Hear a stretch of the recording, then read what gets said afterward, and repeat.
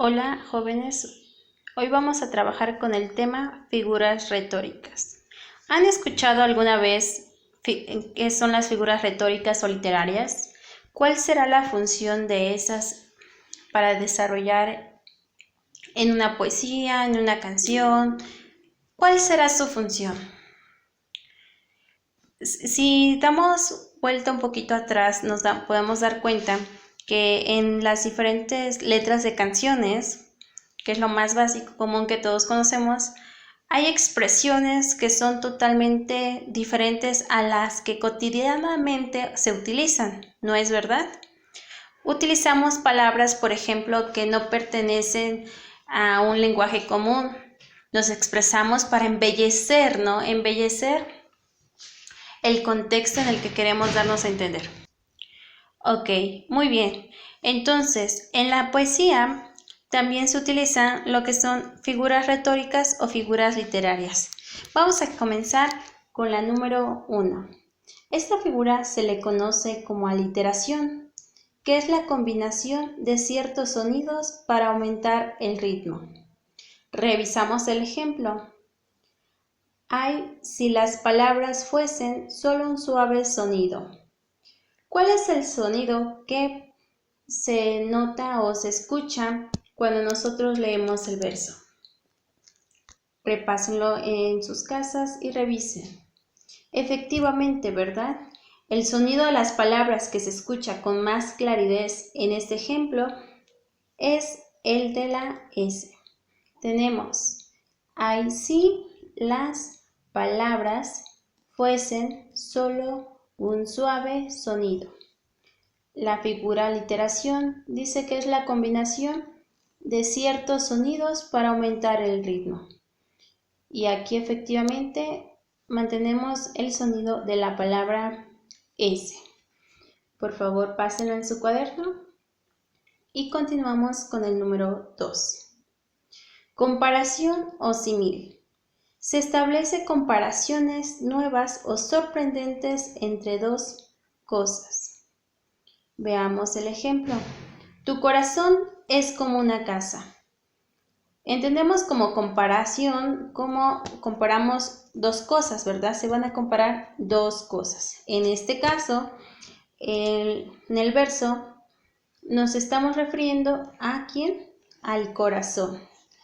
Sabemos que el corazón pues es algo de nosotros, ¿verdad? Algo muy especial o que prevalece en la parte de adentro. Y lo están comparando como una casa, ¿de acuerdo? Se establecen comparaciones nuevas o sorprendentes entre dos cosas. Pasamos el ejemplo, por favor. Muy bien. Continuamos con el número 3. Tenemos muy relevante esta figura retórica que es conocida como metáfora, que es la relación de semejanza entre dos objetos, dos ideas o entre un objeto y una idea, donde uno está presente y el otro ausente. Aquí menciona el siguiente verso, las perlas de tu boca. Vamos a descifrar el significado de la metáfora. Relación de semejanza es una semejanza entre dos objetos. Aquí en su caso, dos objetos o dos ideas.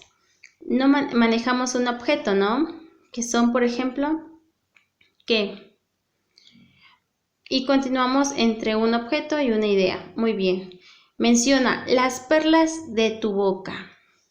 Conocemos que las perlas son piedritas de color blanco, ¿verdad? Y lo están haciendo una similitud sobre la boca. Entonces, si nosotros no tenemos perlas en la boca, entonces, ¿qué tenemos? ¿O con qué se estará relacionando? ¿Cuál será su semejanza? Con los dientes, ¿no?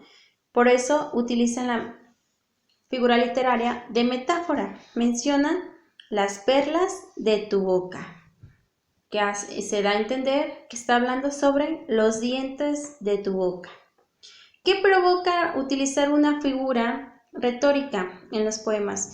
Embellecer, ¿no? Imagínense que encontráramos un poema donde pues esté hablando, por ejemplo, los dientes de tu boca. Hasta nosotros nos íbamos a sorprender o íbamos a sentir que algo chusco, ¿no?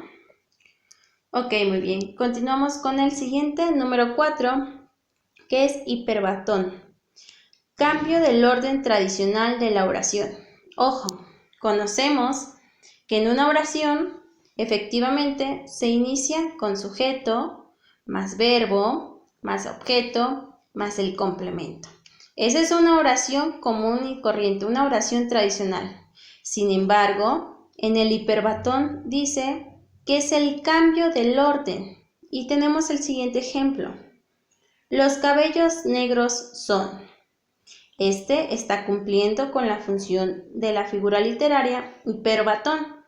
Sin embargo, si manejáramos una oración tradicional, ¿cómo sería esta oración? Tenemos sujeto, los cabellos, que es el sujeto,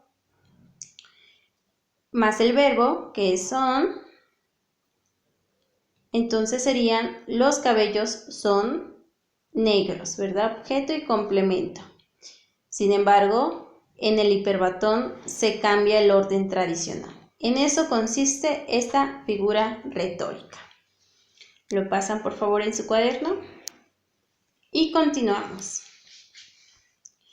El número 5 es acumulación de sinónimos. Menciona que es el uso de sinónimos de forma continua. ¿Qué son los sinónimos? Los sinónimos, por ejemplo, de bajo es chaparrito, de sinónimos de alto es grande, alto, de sinónimos de viejo es grande, anciano, los sinónimos son lo que corresponde a las mismas palabras, significa lo mismo pero se utilizan otras palabras. Por ejemplo, tenemos el siguiente verso. La gloria, el éxito, mi meta. Estamos repitiendo sinónimos. Gloria, éxito y meta. ¿Verdad? Es lo mismo. En eso consiste la acumulación de sinónimos. ¿De acuerdo? Pásenlo por favor en su cuaderno y continuamos. Número 6. Esta figura literaria, conocida como anáfora, menciona que es la repetición de varias palabras al inicio o al final de cada verso. Observamos el ejemplo. Oh noche que guiaste, oh noche amable, oh noche que juntaste. Tenemos las palabras que es repetición, o noche, o noche, o noche. Y se encuentran al inicio del verso, ¿verdad? Por lo tanto, corresponde a que es una anáfora, que es la repetición de palabras al inicio o al final. Y aquí lo encontramos que es al inicio de cada verso. Las mismas palabras las estamos utilizando para iniciar con nuestro verso de esta estrofa. Lo pasan por favor. Muy bien. Tenemos la siguiente figura literaria. Muy bien. Prosopografía. Descripción de rasgos físicos de una persona. En los poemas podemos contemplar que existen, por lo básico o por lo general, son temas de amor, donde describen rasgos de una persona, ¿no? Tenemos el siguiente ejemplo. Su elevada estatura, barba rizosa, los ojos animados y brillantes. Son aspectos o adjetivos que están describiendo, en su caso, a una persona, ¿de acuerdo? Se le conoce como prosopografía, descripción de los rasgos de una persona. Muy bien, continuamos con el que sigue. Prosopopeya. Presenta objetos como si tuvieran vida propia. Sabemos que los adjetivos y demás, pues por lo regular se utilizan para personas, animales, etc. Tenemos el siguiente ejemplo. Los invisibles átomos del aire en derredor palpitan y se inflaman. Sabemos que los átomos del aire no pueden palpitar ni se inflaman, ¿verdad?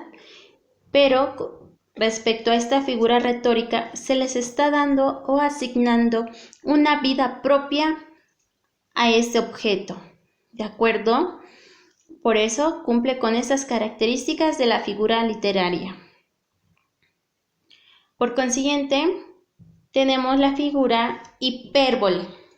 Es la exageración o el aumento desmedido de lo que se habla.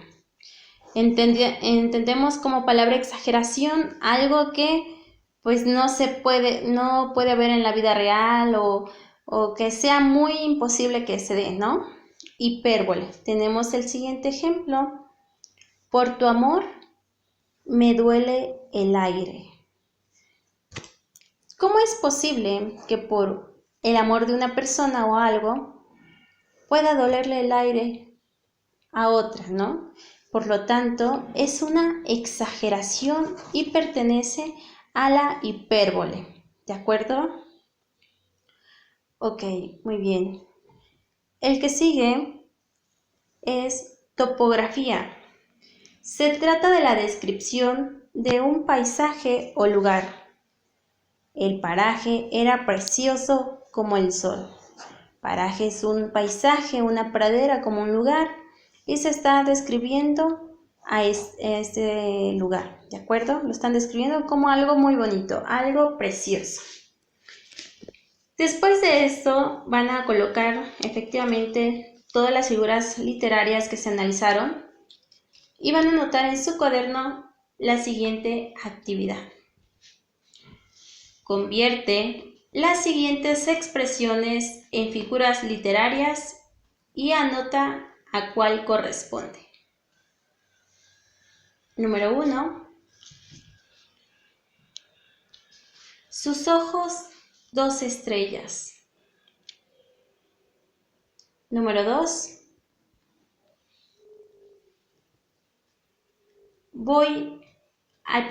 Al mar voy. Siguiente. El equipo ganará ese juego. Siguiente. Roberto camina muy decidido. Siguiente. Las flores más frescas están en la mesa. Siguiente. El puerto de Acapulco nos espera. Siguiente. El platillo de pescado estuvo delicioso. Siguiente. Esta mañana está clara y bonita. Después de resolver las siguientes expresiones, en los mismos poemas que investigaron, van a ubicar qué tipo de figura literaria corresponde las estrofas de sus versos, ¿de acuerdo? Van a colocar en la parte de enfrente, supongamos que esta es su estrofa, y van a leer y van a colocar a qué tipo de figura corresponde. Por ejemplo, puede ser una metáfora en la primera estrofa, etcétera. ¿Sale? De acuerdo. Esto lo van a hacer con sus 3 poemas que investigaron. ¿De acuerdo, chicos? Y hasta aquí todas las actividades del video.